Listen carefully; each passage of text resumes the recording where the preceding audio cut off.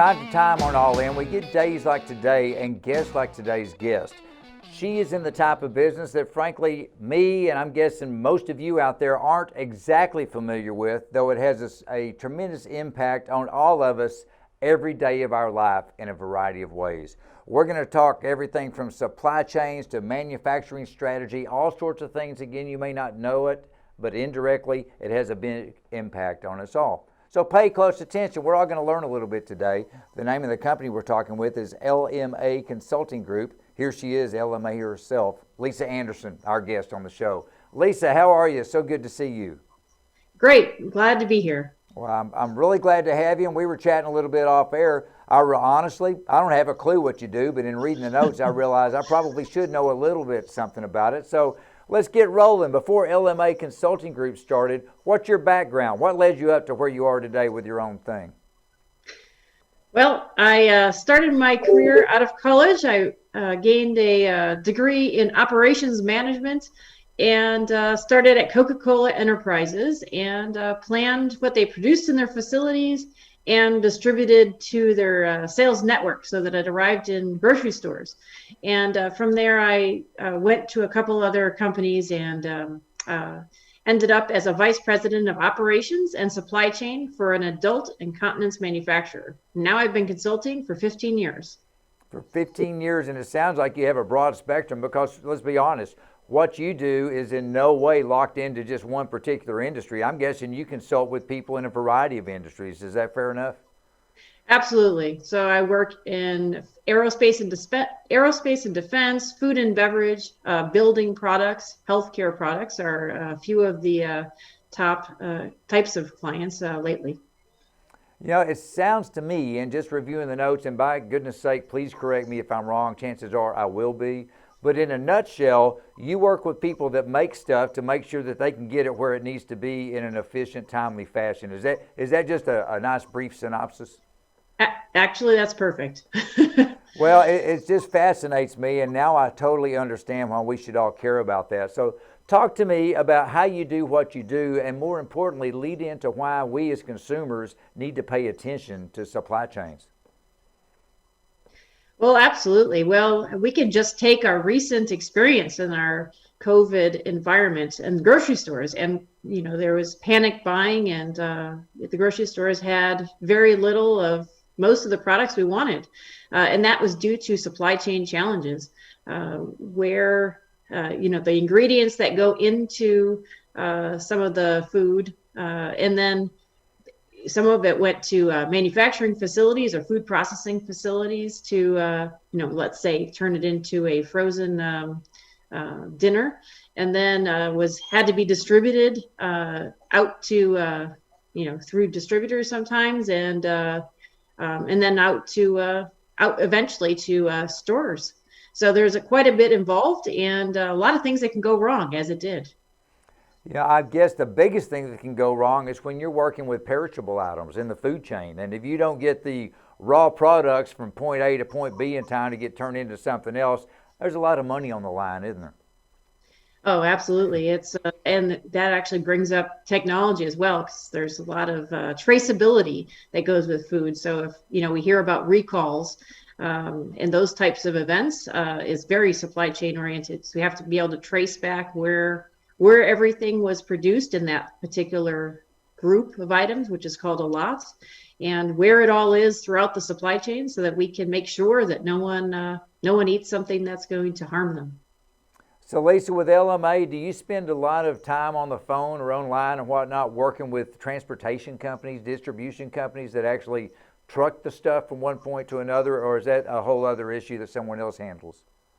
No, I work with manufacturers and distributors and also transportation partners. So, you know, the end-to-end supply chain. So it starts with materials of some sort or ingredients if you're talking food. And then, you know, from those suppliers, we have transportation to get it to a manufacturing or food processing facility. And many times there are more than one involved and it has to get back and forth between them.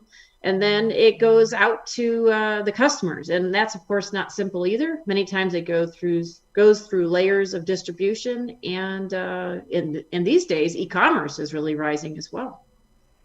You know, you mentioned panic buying. Let's go back to a second. In my words, not yours, the number one thing people think about when we went through panic buying was toilet paper. All right, not a perishable Yes. item by any stretch, but certainly an essential item. I think we all would agree on that. But did anybody ever foresee anything like that happening? I mean, did anything like that happen before to where there was some knowledge that you could learn from and be ready for it? Or did this just totally catch everyone by surprise? Well, things like that have happened in the past. And there's a term for it in supply chain. It's called the bullwhip effect. But in essence, it's like dramatic increases in demand or reductions in demand and the ripple effect it has throughout the supply chain.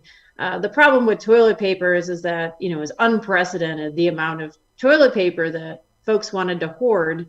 And the people who produce toilet paper for commercial settings, like the places of business or hotels, are not the same. They don't have the same packaging by any stretch of the imagination as they have for consumers, and it's also produced differently. So there's a lot of complications in switching back and forth. Well, whoever got it fixed, and if you had any part of that, from me personally, not talk show guy, but personal toilet paper consumer, thank you for that. It was nice. It was nice to come out of that dark tunnel that we all were in. Talking about COVID, we've talked about the bad part of it, but have any opportunities, maybe a positive opportunity, come out there, particularly in Southern California where you are? Something you can tell us about on that?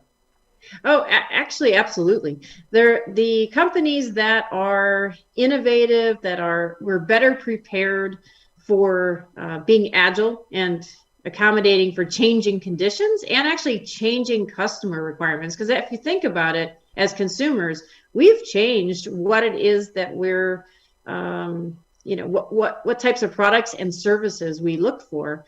And they're evolving at a rapid pace as we are forced to try new things, or as COVID has absolutely changed that. So the folks who are better prepared and are getting to be more agile and resilient are going to be much more successful going forward. Well, and again, someone like yourself who maybe you're working on a project for one industry, but it could, and I'm guessing in a lot of cases does, work nicely for other industries as well. So everybody can take advantage of the knowledge that you have and the things that you're putting together, systems, if you will, in place. Looking at the notes today, this term came across the page, and up front, 100%, don't have a clue what it is. Smart manufacturing. I know it's got to be technology related. Go into that a little bit if you don't mind. Sure. So smart manufacturing, and similar for the distribution side and logistics side, really what it means is, are we utilizing technology more? Because we have to automate. We need to use items like 3D printers, and it's sometimes called additive manufacturing. It's lots of terms. IoT, Internet of Things, all of these terms really mean, how do we use different technologies like artificial intelligence, like everyone has, well, a lot of people have, like Amazon Alexa, those types of capabilities throughout our supply chain. It just helps us produce more of the right things and have more of the right supplies and products in the right place at the right time, and more profitably. And it just gets better. And someone like yourself who's been doing it so long, I mean, your face was lighting up. I got to be honest with you. Your face was lighting up, getting excited about this. That's the type of person that I like, because as we've learned, and as I told everybody before we started today, what you do impacts all of us, even if you've never heard of it before. We are all the end users of the supply chains, and when the chain breaks, nothing's good for anybody. So it's always nice to me too. Any of the guests like yourself I get to talk to today that had a wealth of experience gained from big time companies, the ones you mentioned, learned all this stuff and realized, you know what, I'm going out on my own. That's one of my favorite types of businesses, and by golly, it looks like you pulled it off in spades. Congratulations to you on that, and thank you again for all that you do to keep the supply chains going. Through it all, you're going to be right there with it, and we do appreciate it. You got a great story. I'm out of time. Thanks for sharing that story today, and I'll think about you next time I go by anything. Take care. Thank you. Good to see you. You too.